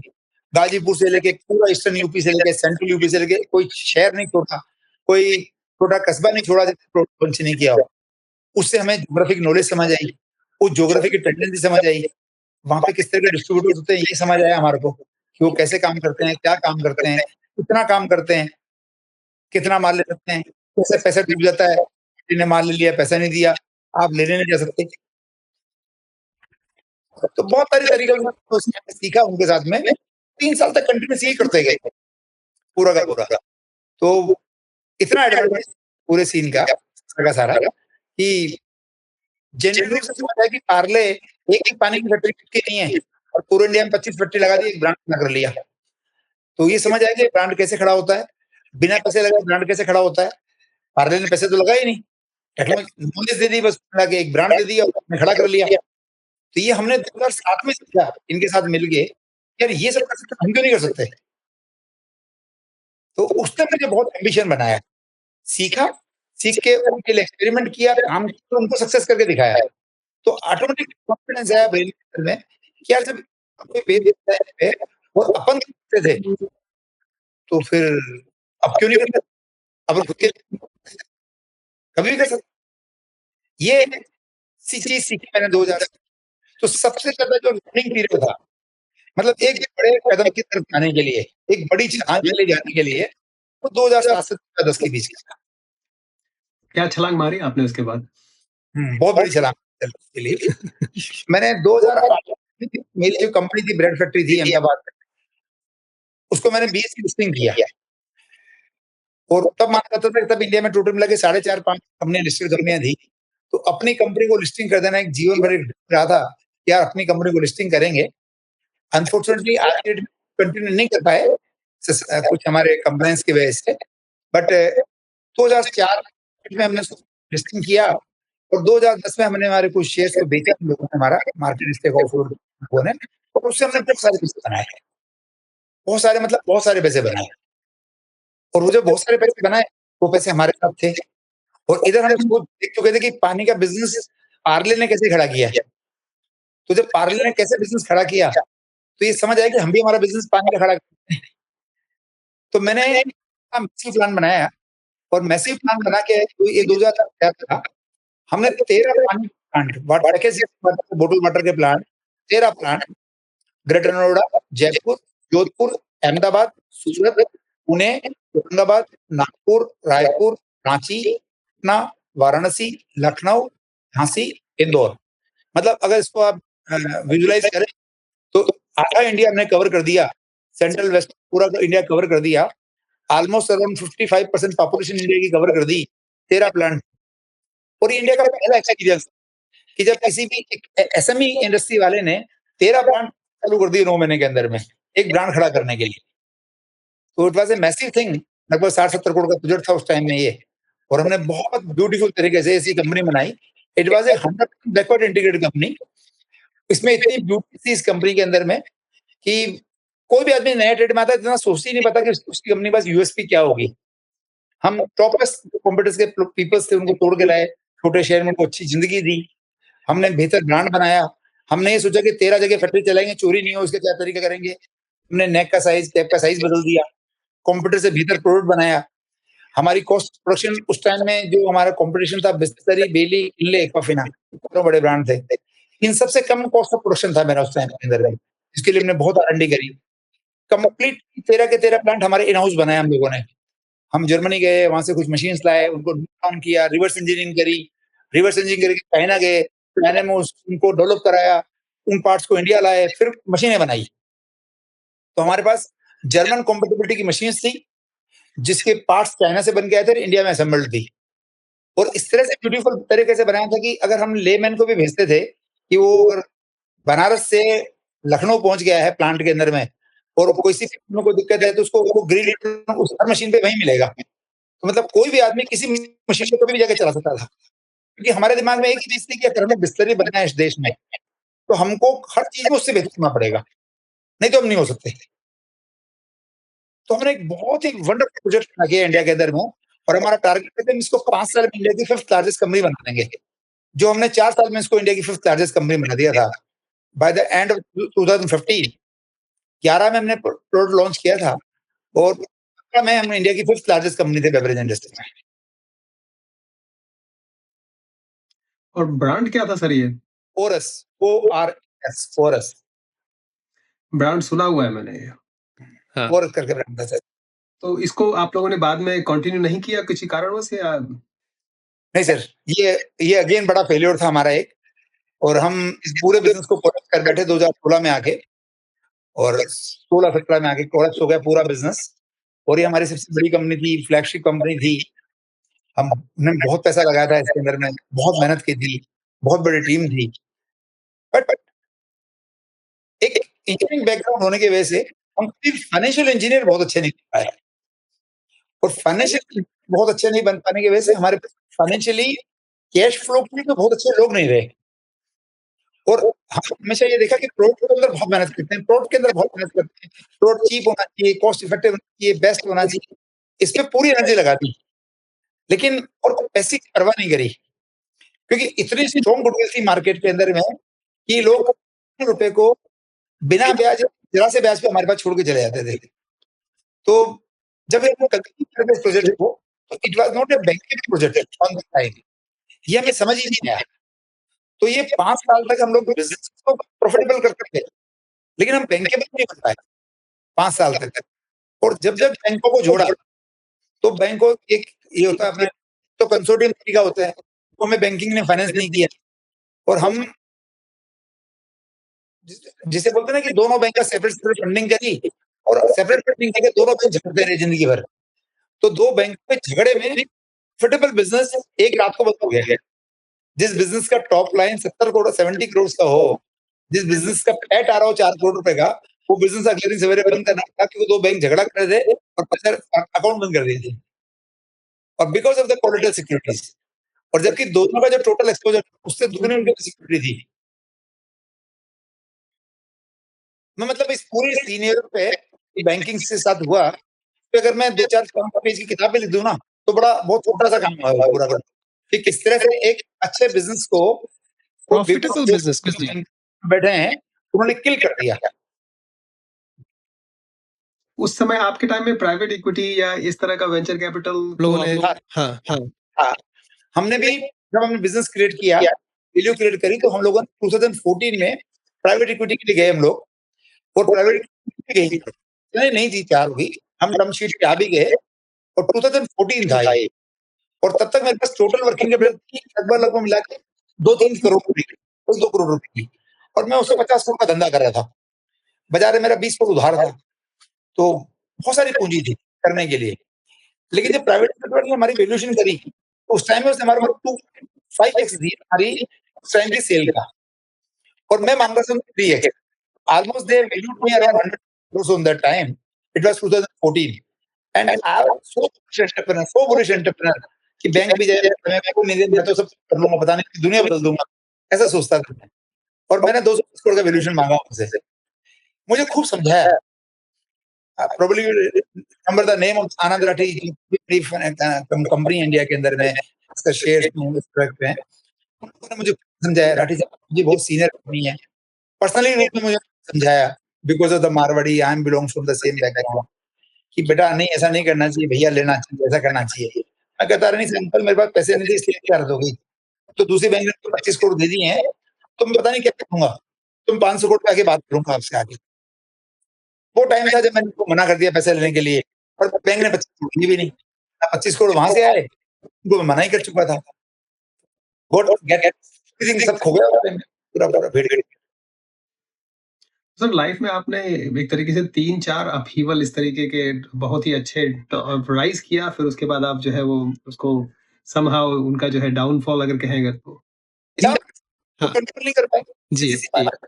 अपनी कमियाँ तो आपका कहना ये है सर कि आपका जो एंथुसियास्टिक अप्रोच था या बहुत ही एम्बिशियस अप्रोच था, इसकी वजह से प्रॉब्लम हुई होगी, या फिर जो है ये अब चूंकि जैसे बैंक आपने कहा कि बैंक की टेक्निकल जो भी अपनी आपस की दो बैंकों की कश्मकश थी उसकी वजह से, अब पर खैर बाकी पिछले इवेंट भी अलग अलग थे। नहीं सर, इसको जेन्युइन रूप से बोले ना, हाँ। एक मेंटरशिप था बेसिकली। अच्छा, ठीक अच्छा। है, सीखने वाला नहीं रहा। अगर कोई हैंड होल्डिंग ना, और जिसने दुनिया देखी होती, जीवन देखा होता, समझा रहा होता कि नहीं ऐसा ऐसा करना चाहिए, तो हम मान भी लेते थे। लेकिन ऐसा कोई मिला नहीं लाइफ में। इसीलिए मैं खुद कोशिश करता हूँ, मैं बहुतों की मदद करता हूँ इसमें। आपने बहुत अच्छा पॉइंट रेज किया सर। अब इसमें मेरे 2-3 प्रश्न हैं इसके ऊपर, अगर आप थोड़ा हेल्प करिए। एक तो मुझे ये समझना है कि ट्रेनर, कोच, मेंटर, ये 3 शब्द बिज़नेस इंडस्ट्री में अक्सर लोग इस्तेमाल करते हैं। तो आपको लगता है कि मेंटरशिप जो है वो ज़्यादा ख़ास करके एंटरप्रेन्योर जर्नी के लिए हेल्पफुल है, या तीनों का कॉम्बिनेशन, या तीनों पे ही जो है मतलब लोगों को थोड़ा बहुत कुछ असिस्टेंस मिलना चाहिए? सर देखिए क्या है कि आप टर्मिनोलॉजी बदल देते हैं बार-बार, बट को आप जोड़ सकते हैं कुछ। लेकिन बेसिकली जो बिज़नेस को ज़रूरत है ना, वो लीडरशिप की ज़रूरत होती है। एक कोच अगर बाहर खड़ा है ना सिखाने के लिए, तो कुछ नहीं कर सकता टीम के लिए। और ट्रेनर आपको बिज़नेस सिखा नहीं सकता। ट्रेनर आपकी मशीन के लिए आपके लेबर को तैयार कर सकता है कि ऐसा नहीं, ऐसा मारना आता है। एक मेंटर ओवरऑल है, ओवरऑल तरह से ट्रेन करता है। मेंटरशिप बहुत ज़्यादा रिक्वायर्ड है बिज़नेस।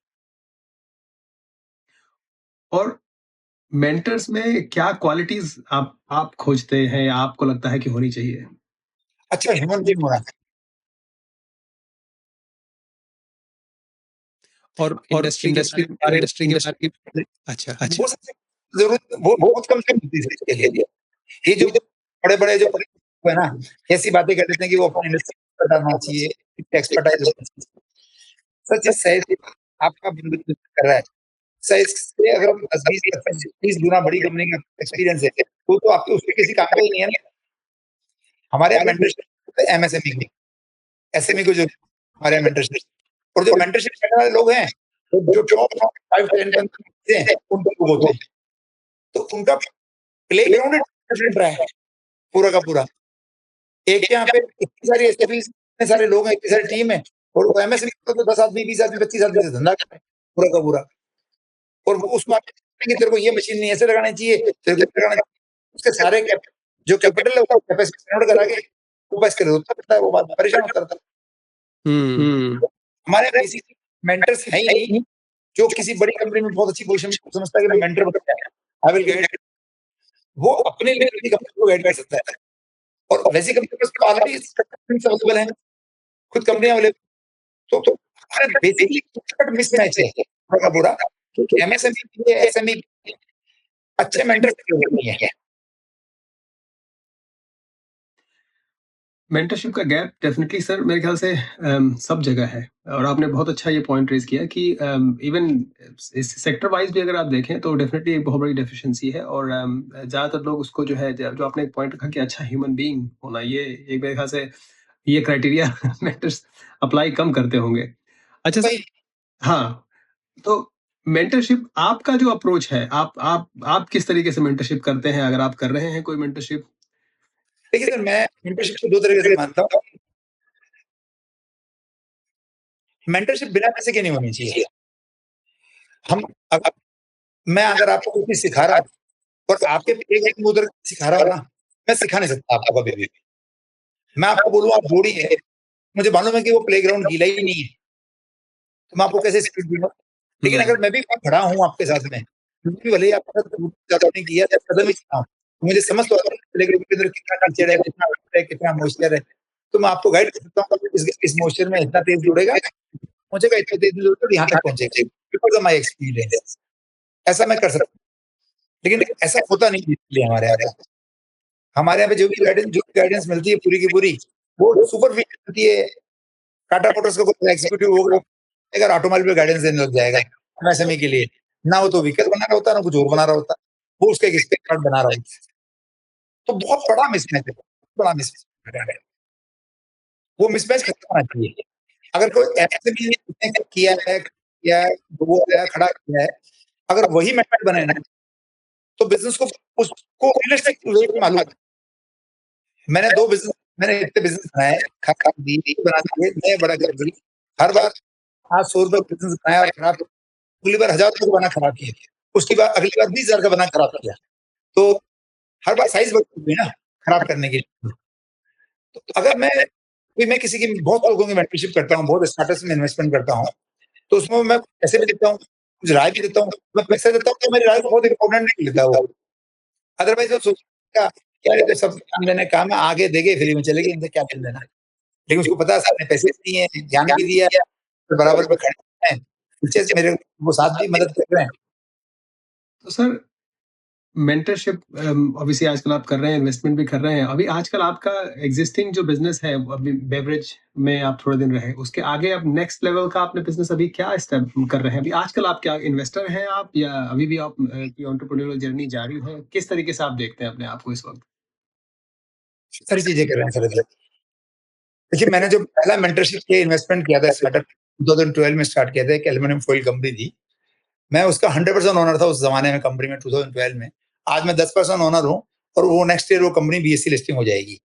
तो मतलब एक जर्नी 12-13 साल की एक जर्नी क्रिएट हो गई, तो वो टेस्ट एंड ट्रायल मेथड हो गया। मैं अभी भी जब 2016-17 में बिज़नेस खराब हुए, 3-4 साल खराब गए वापस, फिर बिज़नेस को 2022 से वापस बिज़नेस को रीबिल्ड चालू करा। वापस बिज़नेस रीबिल्ड कर लिए। Again I am in the food industry, 4-5 industry food की चला रहे हैं। बेवरेज को दोबारा रीबिल्ड करने पे लगे हुए हैं। हॉर्टिकल्चर में काम कर रहे हैं, एग्रीकल्चर पे काम कर रहे हैं, गारमेंट इंडस्ट्री में काम कर रहे हैं, पैकेजिंग इंडस्ट्री में काम कर रहे हैं, फर्नीचर इंडस्ट्री में काम कर रहे हैं। तो एंटरप्रेन्योरशिप भी कर रहे हैं, स्टार्टअप्स भी कर रहे हैं, इक्विटी इन्वेस्टमेंट भी कर रहे हैं। जो कुछ अच्छा लगता है, सब कर लेते हैं। रोक-टोक तो कुछ है नहीं और अब पिछले 30 साल का एक्सपीरियंस है, तो अब जो अच्छा लगता है वो सब कर लेते हैं। Very well sir. तो सर आपके पास अगर कोई मेंटरशिप के लिए कोई स्टार्टअप आना चाहे या इन्वेस्टमेंट के लिए आना चाहे, तो उसका क्या रास्ता है? वो किस तरीके से आपको पहुँचेंगे? एक फ़ोन नंबर बस 9302107360। Great, thank you sir. अच्छा, तो सर अभी जो इस वक़्त आप ये जो एग्रो बिज़नेस कर रहे हैं, ये तो डेफ़िनिटली मतलब मेरे ख़्याल से थोड़ा-सा अलग है। तो नट बोल्ट से आप ब्रेड तक आए, फूड में आके अब आप एग्रो सेक्टर में एंटर कर रहे हैं। और ये सारे जितने भी आपने ट्रांज़िशन लिए सर, इसमें आपने लर्निंग कैसे की? कैसे आपने सीखा कि नट बोल्ट का बिज़नेस बिल्कुल अलग है, तो फूड का बिज़नेस बिल्कुल अलग है। एग्रो मेरे ख़्याल से अब मुझे तो बहुत ज़्यादा जानकारी नहीं है, but definitely relating to more biological things अगर मैं कहूँ तो, जैविक पदार्थों से जुड़ा हुआ है। तो कैसे सर ये किस तरीके से आप अपने आप को एजुकेट कैसे करते हैं? आप लोगों से सीखते हैं, पढ़ते हैं, क्या करते हैं सर? देखिए, पढ़ने की आदत तो शुरू से रही है। जी, जी। मैं शुरू से अच्छा एकेडमिक्स मेरी शुरू से अच्छी रही है और पढ़ता हमेशा रहता हूँ। देखिए, मैं किसी भी ट्रेड में गया हूँ ना, तो उस ट्रेड के जो बेस्ट पीपल्स जो ट्रेन्ड थे कॉर्पोरेट के अंदर से, उन लोगों को अपने साथ जोड़ लिया, उन कंपनी को जोड़ लिया। जैसे बेवरेज में आया तो पार्ले से सीख के आया। एल्यूमीनियम फॉयल में आया तो फार्मा इंडस्ट्री और की जो टॉप नॉच बंदे थे, जीएम था फार्मा इंडस्ट्री का, उसको अपना साथी बना दिया कि तू आजा भाई हमारे साथ जुड़ जा और तुमको बता कि ऐसे अच्छी फार्मा कंपनी कैसे बनती है, अच्छी पैकेजिंग कंपनी कैसे बनती है। गारमेंट इंडस्ट्री में आए तो अरविंद मिल से जुड़ गए कि आप बताओ आपके लिए क्या कर सकते हैं। तो जो भी कुछ बिज़नेस सीखा ना, उस ट्रेड के टॉप 5 कंपनी में से किसी एक से पार्टनरशिप कर ली कि बताओ आपके लिए क्या कर सकते हैं।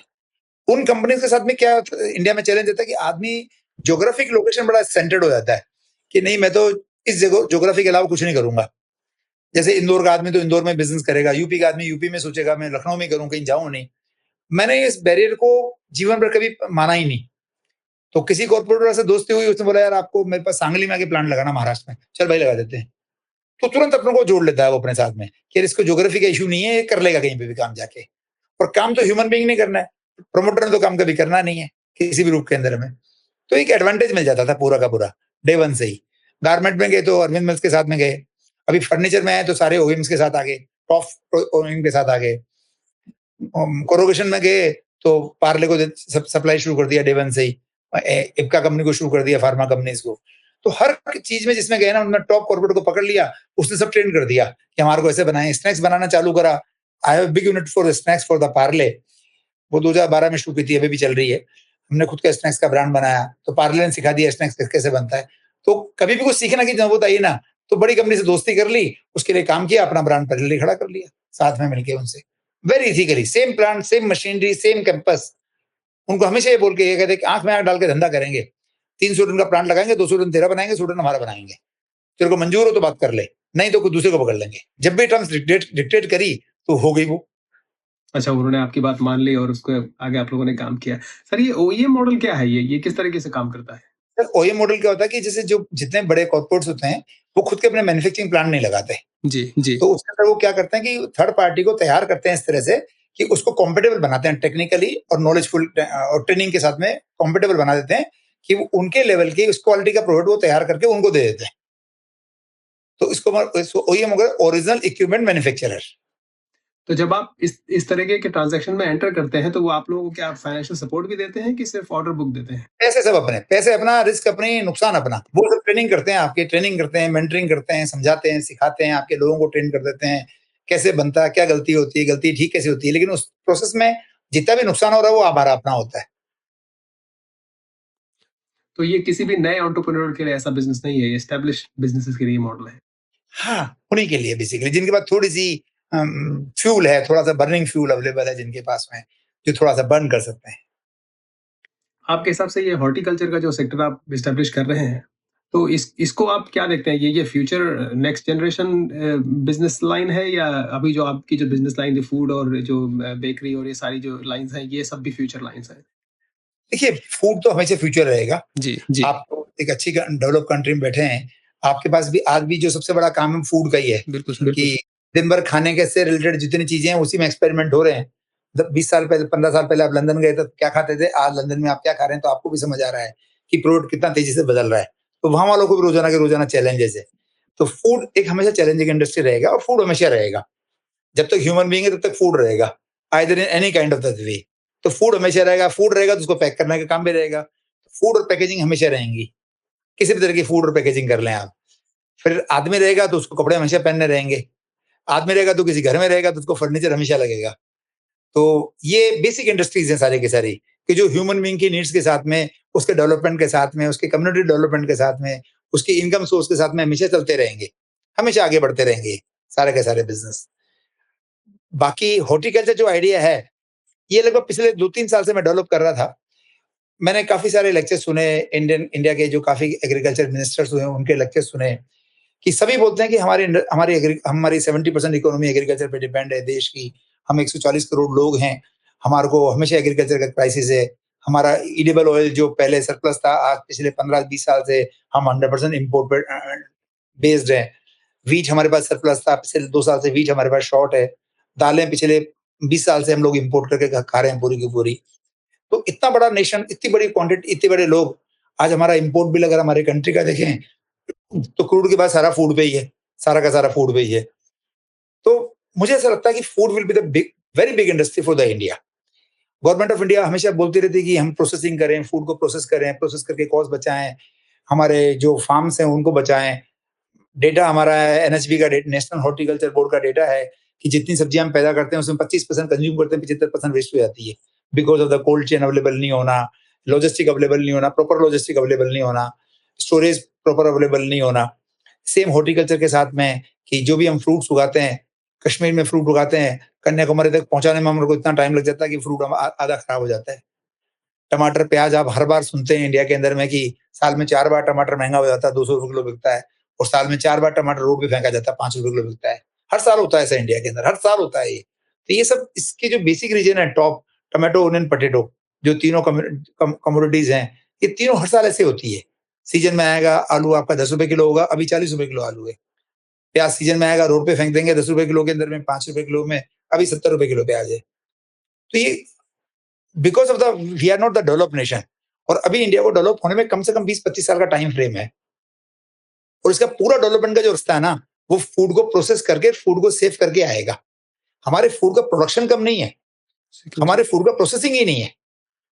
और जैसे सॉफ्टवेयर ने इंडिया की हालत बदली पूरी की पूरी, कि आज हमारे पास 600-700 बिलियन का एक्सपोर्ट्स है फूड का, सॉफ्टवेयर का। अगर इतना ही बड़ा हमारा फूड एक्सपोर्ट हो तो क्योंकि क्रूड हम पैदा नहीं कर सकते। क्रूड हम पैदा नहीं कर सकते, क्रूड को हम अल्टरनेटिव कर सकते हैं। लेकिन फूड तो हमारे पास लैंड बैंक है, वाटर रिसोर्स है हमारे पास में, हम फूड को पैदा कर सकते हैं। अगर 25% वेजिटेबल्स को अगर हम कंज्यूम कर रहे हैं, 75% को वेस्ट कर रहे हैं, अगर 75% को प्रोसेस करने जाएँ, तो हम ऑलमोस्ट 400-500 करोड़ लोगों का पेट भर सकते हैं। इतनी हमारी पैदावार है। लेकिन हमारे क्रॉप का पैटर्न है, जो गेहूँ, चना, धान, गन्ना। हम और हमारे किसान इसके अलावा कुछ करना ही नहीं चाहते। और मैं चाहता हूँ कि हम हमारे लेवल पे हम देश को एक फूड फैक्ट्री में बदलें, कि अगर मैं कुछ प्लांटेशन कर रहा हूँ, हॉर्टिकल्चर कर रहा हूँ, तो horticulture will be kind of there as a horticulture factory, कि मैं बहुत बेहतरीन किस्म के पौधे लगाऊँ, उनके साथ मैं बहुत क्वालिफाइड लोग रखूँ, हर प्लांटेशन का मेरे पास, हर प्लांट का मेरे पास में हेल्थ रिकॉर्ड हो और अच्छा फ्रूट उगाऊँ और उसको अच्छे लोगों को खिलाऊँ, बेहतर से बेहतर रेट मिलेगा, उसकी शेल्फ लाइफ को कंट्रोल करूँ। और मेरा सारा इंडस्ट्रियल बैकग्राउंड है, तो मैं आज भी कोल्ड चेन चलाता हूँ पोटैटो के लिए, तो मुझे कोल्ड चेन की समझ है कि कोल्ड चेन कैसे लगती है, कोल्ड चेन कैसे काम करेगी, एक्सपोर्ट कैसे हो सकता है, किस तरह से बेच सकते हैं, क्या कर सकते हैं। तो मुझे पूरी उसकी समझ है पिछले 20-25 साल के एक्सपीरियंस के लिए। तो मुझे लगता है कि हॉर्टिकल्चर और not combined agriculture but horticulture, vegetables और इसमें साथ में आप ये भी जोड़ सकते हैं हाइड्रोपोनिक्स, ऑर्गेनिक्स, ये सारे के सारे इंडिया में एक बहुत बड़े बिज़नेस होने वाले हैं अगले 15 से 20 साल के अंदर में। क्योंकि 40 करोड़ का जो मिडिल क्लास था, वो बढ़ के 60-70 करोड़ का हो जाएगा। इनकम कैटेगरी लगातार बढ़ रही है, पर कैपिटा इनकम बढ़ रहा है। तो जैसे पैसे आदमी जेब में आते हैं, तो आदमी अच्छा से अच्छा खाने की कोशिश करता है। पहला काम ये करता है कि जब पैसे अच्छे आएँगे, तो अच्छे से अच्छे खाने की कोशिश करेगा। अच्छा से अच्छा खाने का तो उसके अच्छे से अच्छे पैसे देने को तैयार है, बट वो अवेलेबल तो हो। ये आपने बहुत जेन्युइन बात कही है सर। मेरा कई लोगों से अक्सर कहना होता है कि भारत में या कहीं भी विश्व में आप स्वादिष्ट खाना तो खा सकते हैं, लेकिन अच्छा खाना आपको मिल रहा है इसकी कोई गारंटी नहीं है। फैक्ट है सर, फैक्ट है, बिल्कुल फैक्ट है। आप सिंपल केला खाइए। आप लंदन में हैं, लंदन में बहुत सारे हर स्टोर में केला मिलता है। हर स्टोर में केले का टेस्ट डिफरेंट मिल जाता है। बिल्कुल सर, बिल्कुल। क्यों भाई? वो तो डेवलप्ड नेशन है। नहीं, लेकिन इनकी इनकी भी तो सोर्सिंग चेन है ना सर, ये अलग-अलग जगह सोर्स करते हैं और अलग-अलग स्टोर्स का अलग-अलग सोर्सिंग अपना एक पैटर्न है उनका। और वो डिपेंड करता है कि जिस लैंड से वो सोर्स हो रहा है, जी, जिस जगह से वो सोर्स आ रहा है, जिस तरह का वाटर उसको मिल रहा है, वो तो उसका टेस्ट लेके आ रहा है ना। हाँ, हाँ। तो मैं जब भी किसी इंडस्ट्री में घुसता हूँ ना, उतरता हूँ, तो 1-2 साल पहले खूब डीप स्टडी करता हूँ, खूब पढ़ता हूँ उसके बारे में। जितना मटेरियल अवेलेबल है, जितनी रिसर्च अवेलेबल है, उसको पॉडकास्ट के रूप में, ऑडियो के रूप में डाल लेता हूँ, गाड़ी में बैठे-बैठे सुनता रहता हूँ, ट्रैवल करता हूँ, सुनता रहता हूँ, देखता रहता हूँ। तो अपने आप को ग्रेजुएट कर रहा होता हूँ उस स्टेट के बारे में। और बहुत सारे लोगों से मिलता हूँ उनके अंदर से और पेड पेड लोगों से मिलता हूँ कि कोई कंसल्टेंट से मिला, वो बोला मेरे को मिलने के आपसे 2 घंटे बात करने के पैसे लूँगा ₹25,000 ले भाई 25,000 ले 2 घंटे बात कर मेरे को इस इंडस्ट्री के बारे में। तो मुझे फिर वो सुपरफिशियल नॉलेज नहीं देता, वो रियलिस्टिक नॉलेज देता है कि इसमें ये होता है, इसमें ऐसा होता है, इसमें ऐसा होता है। अभी मैं हॉर्टिकल्चर प्रोजेक्ट में लगा हूँ, मेरा एक पेड़ अभी तक मेरा नहीं लगा, लेकिन मैं एक जो एवरेज कंसल्टेंट है उससे बेहतर नॉलेज है मेरे पास में, बिकॉज़ लास्ट 2 साल से मैं उस पे लगा हुआ हूँ। तो सर इस पे यूरोप के अंदर और अब मेरे ख्याल से इंडिया में भी इस पे बात हो रही है, एक हेयरलूम की बात करते हैं, हेयरलूम सीड की बात करते हैं लोग। जी। तो इस पे आपने स्टडी किया, इस पे रिसर्च किया, इस पे कुछ अगर आप थोड़ा-सा ज्ञान दें इस पे? देखिए हेirloom जो सीड्स है ना, काम करने के लिए, जी। अब इंडिया में हमारे पास ऐसा क्लाइमेट नहीं है और हम कंट्रोल्ड एनवायरनमेंट में प्रोडक्शन नहीं कर रहे। जो ओपन फील्ड जैसे हॉर्टिकल्चर जो है ना, वो ओपन फील्ड प्रोडक्ट है सारा का सारा, वो क्लोज़ फील्ड प्रोडक्ट नहीं है। any vegetable you can produce in the cold chain. मतलब आप पॉली हाउस लगा दिए, ग्रीन हाउस लगा लिए, कुछ भी लगा लिए, उसमें आप वेजिटेबल पैदा कर लेंगे। लेकिन आपको अनार पैदा करने के लिए, केला पैदा करने के लिए, चीकू पैदा करने के लिए, आम पैदा करने के लिए आपको ओपन फील्ड ही चाहिए। और ओपन फील्ड में एनवायरनमेंट आपके कंट्रोल में नहीं है। यस, आज की डेट में हमारे पास में ऐसे सिस्टम्स हैं, इंडिया गवर्नमेंट ऑफ इंडिया देती है, आपको फैसिलिटी करती है कि आपको वेदर का फोरकास्ट मिल जाता है। Still you people have the better forecast for the weather at any time, you and US guys, but हमारे पास भी more or less उतना नहीं तो उतना एक्यूरेट नहीं तो almost 70-80% एक्यूरेट है, और जो आने वाले टाइम में वो भी 100% एक्यूरेसी की तरफ आ जाएगा। इसरो इतना सारा काम कर रहा तो हो जाएगा ऐसा आने वाला। लेकिन ओपन फील्ड में आप वेदर कंट्रोल नहीं कर सकते। आप ओपन फील्ड में डिजीज कंट्रोल कर सकते हैं आपके प्लांट के लिए, लेकिन वेदर कैसे कंट्रोल करेंगे? अगर कुछ भी एक्स्ट्रा हो गया, कुछ भी एक्स्ट्रा आ गया तो क्या कर लेंगे? कंट्रोल तो कर नहीं सकते उसके अंदर में आप सारा का सारा। तो वो ओपन फील्ड का प्रोडक्ट है, तो ओपन फील्ड में उगेगा वो। तो उसके साथ में वो चैलेंज जो डे 1 पे है, तो जो ओपन फील्ड प्रोडक्ट है, अगर ओपन फील्ड में कोई भी चेंजेस आया किसी भी रूप के अंदर में, तो प्रोडक्ट के ऊपर आएगा वो। तो इसमें आपको हॉर्टिकल्चर में रिस्क क्या आपको आपके एनालिसिस में इमर्ज होके आया? क्योंकि ऑब्वियसली अब इतना बड़ा बिजनेस की तरफ आप देख रहे हैं, तो वेदर शिफ्टिंग, जो ग्लोबल वार्मिंग है ना, that is the biggest challenge. क्योंकि वो इतना शिफ्ट हो रहा है जिस तरह से है कि अभी तक ठंड आ जानी थी, ठंड नहीं आई, तो क्रॉप की मैच्योरिटी नहीं आती। तो जो ग्लोबल वार्मिंग है, ग्लोबल शिफ्ट, जो चेंजेस ऑफ क्लाइमेट है, वो सबसे बड़ा चैलेंज है। उसको कैसे अकोमोडेट करेंगे, उसको सीखना पड़ेगा आगे जाके। और आप ये जो आजकल ऑर्गेनिक और इस तरीके के जो प्रोड्यूस के बारे में चल रहा है, तो आपका फोकस ऑर्गेनिक है या just any whatever the variety basically?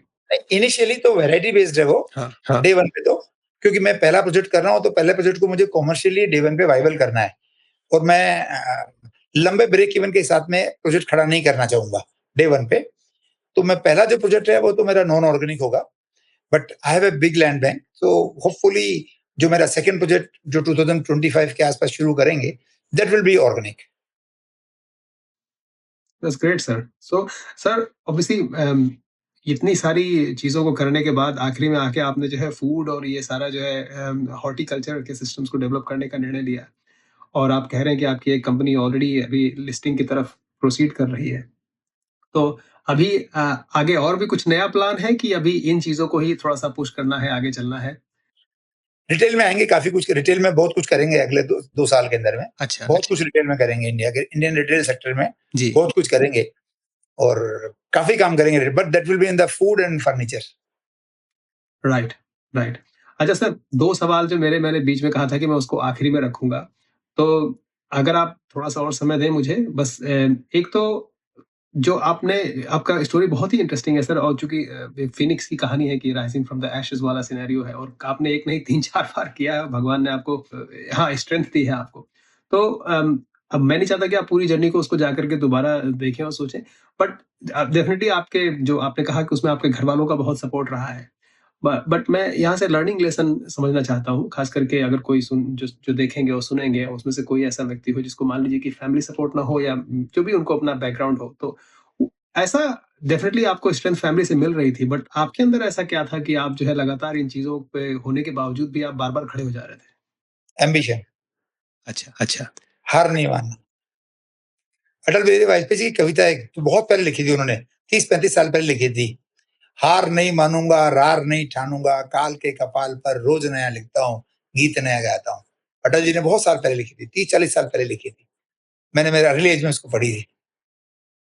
तो हार नहीं मानना बस लाइफ में, कुछ भी करेंगे हार नहीं मानेंगे, हर दिन बदला जा सकता है। Beautiful, sir. Beautiful. Sir, with that note, I think I would like to conclude today, but maybe next time I can speak to you about your spiritual side more. आपकी spiritual side की journey थी मुझे अच्छी लगी, लेकिन मैंने सोचा कि आज हम खाली कॉर्पोरेट्स पे ही बात कर लें। तो हाँ, क्योंकि स्पिरिचुअल साइड को अगर मैं एक्सप्लोर करने लग गया तो थोड़ा और लंबा खींच जाएगा। मुझे पता है कि आपकी रात हो गई है। जी सर। जी, बिल्कुल ठीक हाँ। बात है। तो हम लोग एक और सेशन रख लेंगे जिसपे आपका थोड़ा-सा स्पिरिचुअल जर्नी पे ही फोकस करेंगे sir. Sure sir, sure sir.